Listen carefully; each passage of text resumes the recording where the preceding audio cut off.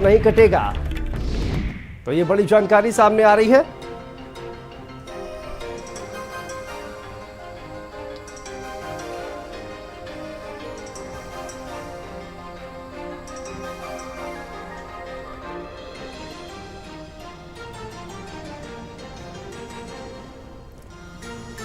तो देखिए, निकाय चुनाव की घोषणा होते ही जो जानकारी सामने आ रही है उसकी अगर बात की जाए तो 14 में से 11 जो मेयर हैं उनकी जो टिकट है वो कटने की बात सामने आ रही है। सूत्रों के हवाले से ये बड़ी खबर सामने आ रही है। और लखनऊ, कानपुर, इसके अलावा वाराणसी जैसे जो प्रमुख शहर हैं, यहाँ के जो मेयर हैं उनकी टिकट कटने की खबर सामने आ रही है।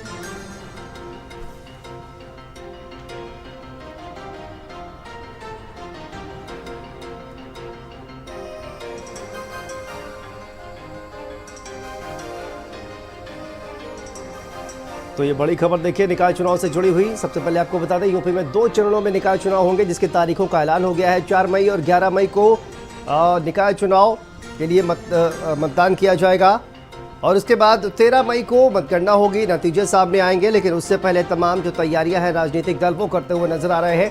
और अगर बात की जाए, कई ऐसे जो मेयर हैं, बीजेपी उनका टिकट काट सकती है। जैसा कि हमने आपको दिखाया, 14 में से 11 ऐसे मेयर हैं जिनका टिकट कट सकता है। कानपुर, लखनऊ, वाराणसी, ये वो तमाम इन जगहों के जो मेयर हैं उनके अगर बात की जाए तो उनके टिकट जो है वो कट सकते हैं। तो ये बड़ी जानकारी सामने आ रही है।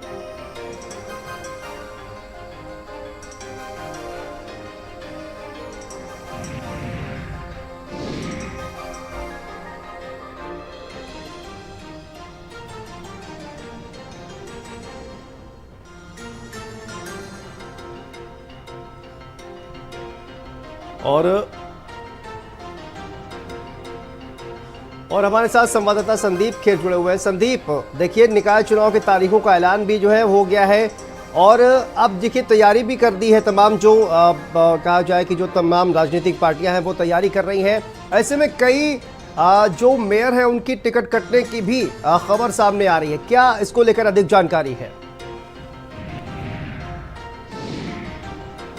जिस तरीके से उत्तर प्रदेश में निकाय चुनाव की तैयारियों का ऐलान हो चुका है, इसको लेकर चाहे भारतीय जनता पार्टी की बात करी जाए या फिर अगर हम बात करें समाजवादी पार्टी की, हर एक पार्टियां जो हैं वो अपनी तैयारियों में पहले से ही लगी हुई थी। भारतीय जनता पार्टी की देखिए बात करें तो इनका कहना यह है कि जैसे ही निकाय चुनाव की तारीखों का ऐलान होना था उसके बाद से ही हम अपने जो भी प्रत्याशियों की लिस्ट है, यानी अगर माना जाए तो आज और कल में भारतीय जनता पार्टी अपने जो तमाम प्रत्याशी हैं उनकी लिस्ट को भी जारी कर सकती, क्योंकि देखिए लगभग 762 नगर निकायों में चुनाव होना है, जिसमें 17 जो है वो मेयर हैं, उसी के साथ साथ 199 नगर पालिका और 544 जो हैं वो नगर पंचायत अध्यक्ष की सीटों पर चुनाव होना है। हालांकि ये बताया जा रहा है कि भारतीय जनता पार्टी इस बार जो 2017 में मेयर बनाए गए थे उनके नाम को काट सकती है, जिसमें अगर बात करी जाए वो चाहे लखनऊ की संयुक्ता भाटिया हो, कानपुर की प्रमिला पांडे हो, झांसी है, गोरखपुर है ऋषिकेश है, उसी के साथ साथ मृदुला पांडे का यानी बनारस, इन सबके टिकट को काटा जा सकता है। प्रयागराज की जो मेयर हैं अभिलाषा गुप्ता, उनके टिकट को लेकर अभी किसी भी तरीके की कोई असमंजस की स्थिति नहीं और ऐसा बताया जा रहा है कि उनको एक बार फिर से टिकट दिया जा सकता है। अब देखिए, भारतीय जनता पार्टी ने जो अपना एक प्लान बनाया है उसके पीछे की रणनीति ये है कि जो भारतीय जनता पार्टी में जो ऊर्जावान कार्यकर्ता हैं, यानी जिन्होंने लंबे समय से भारतीय जनता पार्टी की योजनाओं को, भारतीय जनता पार्टी की नीतियों को लेकर साथ चले और निस्वार्थ भाव से वो लोगों के बीच में गए हैं। अब शांतनु देखिए, इसमें एक बात और सामने निकल कर आ रही है। जब पार्टी के प्रदेश अध्यक्ष भूपेंद्र चौधरी से बात की गई थी तो उन्होंने कहा था कि इस बार हम मुस्लिमों को भी टिकट देने से परहेज नहीं करेंगे, जहां पर भी जिताऊ प्रत्याशी मिलेंगे हम उनको भी टिकट देंगे। यानी मुस्लिमों की बात करें, अन्य पिछड़े वर्गों की बात करें, क्योंकि देखिए भारतीय जनता पार्टी इन दिनों जिस तरीके से भी 30 अप्रैल को तमाम मदरसों में प्रधानमंत्री नरेंद्र मोदी की मन की बात सुनी जाएगी, उसी के साथ साथ जो उर्दू संस्करण है उसको भी वितरण किया जाएगा। यानी बीजेपी जो है वो इस बार मुस्लिमों को एकदम पैरेलल अपने साथ ही साथ लेकर चल रही। जहां एक तरफ समाजवादी पार्टी कहा जाता था कि मुस्लिमों के लिए वो काम करती, लेकिन जिस तरीके से वो चाहे केंद्र सरकार की योजनाएं हो चाहे प्रदेश सरकार की योजनाएं हो, उन योजनाओं का जो लाभ है वो भारतीय जनता पार्टी ने सभी वर्गों को दिया। ऐसा नहीं है कि खाली हिंदू को दिया हो, सिख को दिया हो, ईसाई को दिया हो, तमाम वर्गों को दिया है। उसमें मुस्लिम भी जो है वो बढ़ चढ़कर शामिल है। चाहे वो दानिश आजाद को मंत्री बनाना हो, चाहे अभी एमएलसी का नाम जो लिस्ट सामने आई थी उसमें एक मुस्लिम को एमएलसी बनाना। तो इस बार देखिए दिलचस्प है, इस बार ये है कि मेयर में देखिए कोई बड़ी बात नहीं है कि जो भारतीय जनता पार्टी है वो मुस्लिमों को भी टिकट दे सकती है। वो चाहे नगर पालिका की बात करी जाए, चाहे नगर पंचायत, यानी हर एक वर्ग इस बार भारतीय जनता पार्टी जो है वो निकाय चुनाव में उनको टिकट देकर उनको मजबूत बनाना चाहती है। क्योंकि भारतीय जनता पार्टी का देखिए ये कहना है कि हम मुस्लिमों को सिर्फ वोटर नहीं समझते हैं। जो दूसरी पार्टियां हैं उन्होंने मुस्लिम वर्ग को एक वोटर समझने का काम किया था और चुनाव लेने के बाद, चुनाव जीतने के बाद वो मुस्लिमों को भूल जाती थी। लेकिन हमारी तमाम योजनाएं, वो चाहे देखिए भारतीय जनता पार्टी ने अपना पसमानदा सम्मेलन कराया हो, मुजफ्फरनगर में इस पे परस्पर मिलन सम्मेलन है, प्रधानमंत्री नरेंद्र मोदी की मन की बात का उर्दू संस्करण है, मदरसों में जो है वो पहुंचना। आप देखिए इसको लेकर आज एक बैठक भी है। मुख्यमंत्री योगी आदित्यनाथ जो है वो प्रदेश अध्यक्ष भूपेंद्र चौधरी के साथ साथ तमाम कैबिनेट के जो मंत्री हैं उनसे भी चर्चा करेंगे और उनसे ये पूछा जाएगा कि टिकट वितरण को लेकर किस तरीके की रणनीति बनाई जाए। यानी जिनके नाम देखिए घोषित किए गए हैं, जिनके नाम कटने तय हैं, लेकिन जिनके नाम भी घोषित किए गए वो किस तरीके से पार्टी के साथ जुड़े रहे, उसी के साथ साथ इन सबका एक रिपोर्ट कार्ड तैयार किया गया था। पहले ही भारत समाचार ने इस बात को दिखाया था कि इन सभी का रिपोर्ट कार्ड तैयार किया गया, किस तरीके से जो पार्टी के नेता हैं उनको अंदर भेजा गया था कि इनकी छवि को पता किया जा सके। यानी छवि के आधार पर इन सभी का रिपोर्ट कार्ड बनाया गया और देखा गया कि जो तमाम लोग हैं, वो चाहे मेयरों की बात करी जाए या फिर अन्य लोगों की बात करी जाए, कहीं ना कहीं से कई जो आरोपों में शामिल रहे या फिर जितनी सक्रियता दिखनी चाहिए। क्योंकि देखिए अगर बात करी जाए जिस तरीके से खुद प्रधानमंत्री नरेंद्र मोदी जिस तरीके से एक ऊर्जावान के रूप में तमाम, वो चाहे देशों के भ्रमण की बात हो, चाहे जिस तरीके से योजनाओं को लोगों तक पहुंचाना हो, लेकिन मेयर की कुर्सी के साथ किसने जस्टिस किया है, किस तरीके से जो उनको जिम्मेदारी दी गई थी उसका उन्होंने निर्वहन किया है, संदीप लोगों के बीच में पहुंचे। बिल्कुल बिल्कुल देखिए, लेकिन जिस तरह का इतिहास रहा है और अब बात की जाए कि जिस तरह से भारतीय जनता पार्टी का जो नेतृत्व है वो काम करता है, उसको देखा जाए तो एंटी इनकम्बेंसी को कहीं ना कहीं काटने के लिए तमाम जो सिटिंग उनके जो विधायक हो, चाहे वो सांसद हो, चाहे वो मेयर हो, उनके टिकट जो है हमेशा से ही काटे जाते हैं। नरेंद्र आपके पास आते हैं। देखिए ये इतिहास रहा है, भारतीय जनता पार्टी पहले से ही प्लानिंग जो है वो अचानक से ही प्लानिंग जो है उनकी कहीं ना कहीं सामने आती है। हालांकि प्लानिंग काफ़ी लंबी होती है और कहीं ना कहीं एंटी इनकम्बेंसी को डिफीट करने के लिए उसको जो सिटिंग एमएलए है, एमपी है, इसके अलावा जो मेयर है उनके भी अब टिकट काटने की जो जानकारी है वो सामने आ रही है।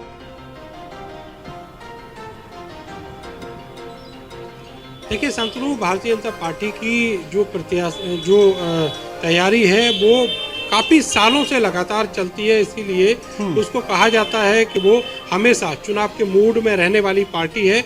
और कल जब एक तरफ लखनऊ में राज्य चुनाव आयोग जो अधिसूचना की घोषणा कर रहा था, दूसरी तरफ मेरठ में जो क्षेत्रीय कार्यालय है वहाँ पूरे पश्चिमी उत्तर प्रदेश के नेता, मंत्री और जितने भी जनप्रतिनिधि हैं वो सब आए हुए थे और बीजेपी अपनी जो तैयारियां हैं उनको अपना अंतिम रूप दे रही थी।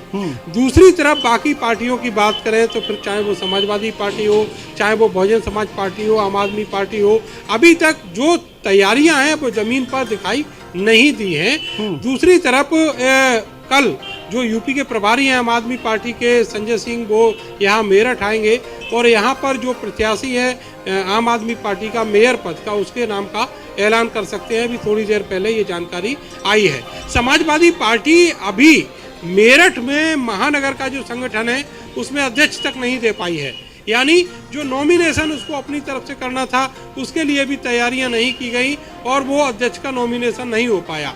और यही स्थिति बहुजन समाज पार्टी की है। जितनी भी गतिविधियां हैं वो सब पार्टी के नेताओं के बीच चल रही हैं। अभी पब्लिक का कोई कार्यक्रम हाल के महीनों में नहीं देखा गया है। तो एक तरफ जो विपक्षी हैं उनकी इस तरह की तैयारियां हैं और जो सत्तारूढ़ दल है बीजेपी, वो अपनी परफेक्ट तैयारियों के साथ आगे जा रही है और जल्द ही उनका जो मेयर का प्रत्याशी है वो भी सामने होगा। तो आप समझ लीजिए कि मुकाबला किस तरह रहने वाला है। पिछले चुनाव की बात करें तो यहाँ से बहुजन समाज पार्टी की सुनीता वर्मा चुनाव जीती थी, लेकिन उनके पति योगेश वर्मा को बीएसपी ने पार्टी से निकाल दिया। उसके बाद से उनका डोमिनेशन जो है वो नगर निगम में ख़त्म सा हो गया था और वो पूरे कार्यकाल केवल संघर्ष करती रहीं और इसी कोशिश में लगी रही कि कहीं उनका कोई डोमिनेशन हो और वो कुछ काम इस शहर के लिए करा पाएँ। तो जो भी काम हुए वो सब शासन के स्तर से हुए या फिर जो यहाँ पर नगर आयुक्त रहे वो प्रभावी रहे। तो ऐसे में सुनीता वर्मा अब बीएसपी से रिपीट नहीं होने वाली हैं। दूसरी तरफ अब यहाँ पर जो समीकरण है, ये चूंकि सीट जो है वो मुस्लिम प्रभावी सीट मानी जाती है, मुस्लिम वोटर बहुत बड़ी तादाद में यहाँ पर है, तो दो जो कैंडिडेट हैं हमेशा से परंपरागत रहे हैं, चाहे वो हाजी साइद अखलाक की फैमिली हो। बिल्कुल, और देखिए कहीं ना कहीं समीकरण जो है वो भी स्थापित करते हुए नजर आ रही है बीजेपी। नरेंद्र, ठीक है नरेंद्र, वापस आएंगे आपके पास। हमारे साथ देवेश शुक्ला भी जुड़े हुए हैं आगरा से। देवेश, आपके पास आते हैं, किस तरह की समीकरण जो है वो बनते हुए दिखाई दे रहे हैं, और मौजूदा अगर मेयर की बात की जाए आगरा के, तो किस तरह से जो जनता है वो किस तरह के रुझान जो है उनके प्रति रखती है? क्या मौजूदा मेयर से जनता खुश नजर आ रही है, उनके कामों से खुश नजर आ रही है? क्या कुछ ओवरऑल अगर बात की जाए तो जनता का रुख क्या है? देखिए शांतनु, जो बीजेपी का पिछले 5 साल का मेयर का कार्यकाल रहा है, जो यहाँ के मेयर थे नवीन जैन, उन्होंने काफ़ी बड़े पैमाने पर काम कराया है। इसके साथ ही जो स्मार्ट सिटी के तहत यहाँ पर बड़े पैमाने पर काम हुआ है, तमाम छोटे छोटे गली मोहल्लों तक जो नगर निगम ने पहुँचने की कोशिश की और उनका सौंदर्यीकरण और वहाँ पूरी तरह से विकास कराया गया है।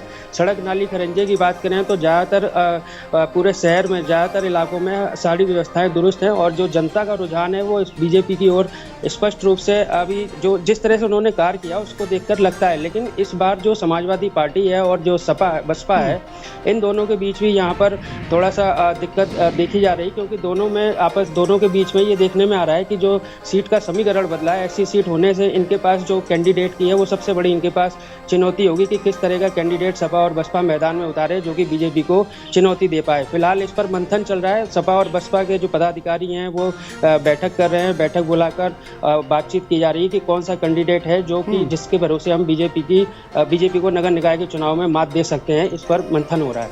जी बिल्कुल देवेश, देखिए तो अभी तक कहा जाए कि जो तमाम कैंडिडेट हैं उनका ही अभी चुनाव नहीं हो पाया है, और आगे देखना होगा कि किस तरह से चुनाव होता है। इन तमाम विपक्षी पार्टियां अपने प्रत्याशियों को किस तरह से चुनाव करती है। ऐसे जो हमारे साथ जुड़े हुए झांसी से, ऐसे जो आपके पास आते हैं, किस तरह का तस्वीरें जो है वहाँ पर नजर आ रही हैं, और क्या वर्तमान की क्या स्थिति है और क्या जो संभावनाएं हैं वो नजर आ रही हैं? क्योंकि जहां भी अगर बातचीत की जाए, चाहे वो नरेंद्र से हमने बात की, विपक्षी पार्टियां जो है वो जमीन पर कहीं ना कहीं मेहनत करती हुई नजर नहीं आ रही है। देखिए, झांसी की बात करें तो झांसी में दूसरी बार भारतीय जनता पार्टी का जो मेयर बन गया, पहले किरण थी, इसके बाद यहाँ के रामती सिंगल रहे। हालांकि भारतीय जनता पार्टी का यहाँ पर परचम फहराया था, लेकिन अब की बार भी देखा जा रहा है अगर भारतीय जनता पार्टी का किसी को टिकट मिलता है तो कहीं न कहीं उसकी जीत हो सकती है। और लेकिन दावे की बात करें तो हाँ, समाजवादी पार्टी है, कांग्रेस पार्टी है, लेकिन बीएसपी की अभी भी कोई भी कैंडिडेट न कोई भी प्रत्याशी, तमाम लोग हैं उनके कोई भी चर्चा का विषय नहीं बना हुआ है। लेकिन समाजवादी की बात करें तो समाजवादी पार्टी का 13 तारीख को जो प्रत्याशी घोषित हो सकता है और 14 में कांग्रेस का हो सकता है। लेकिन यहाँ समीकरणों की बात करें, मुस्लिम वोट की बात करें तो मुस्लिम वोट की अब देखना है कि समाजवादी पार्टी की ओर जाता है कि बीजेपी की ओर जाता है। लेकिन सबसे बड़ी बात है कि यहाँ भारतीय जनता पार्टी का दबदबा जारी है। लगातार 5 साल से यहाँ पर भारतीय जनता पार्टी के जो मेयर रहे हैं और पूर्व में भी यहाँ पर मेयर रही हैं, तो कहीं ना कहीं देखा जा रहा है कि भारतीय जनता पार्टी अभी यहाँ पर ठीक देखी जा रही है, मजबूत देखी जा रही है। जी बिल्कुल, दीपक आपके पास आते हैं। देखिए लगातार हमने देखा दीपक की पसमानदा सम्मेलन का आयोजन जो है वो किया जा रहा है दीपक, और लगातार कोशिश भारतीय जनता पार्टी की तरफ से की जा रही है कि जो मुस्लिम वोट बैंक है उसको अपनी तरफ किसी भी तरह से आकर्षित किया जाए। बरेली की अगर बात की जाए तो कितना परिवर्तन, ये जो तमाम सम्मेलन आयोजित किए गए हैं, कितना परिवर्तन देखने को मिल सकता है धरातल पर दीपक?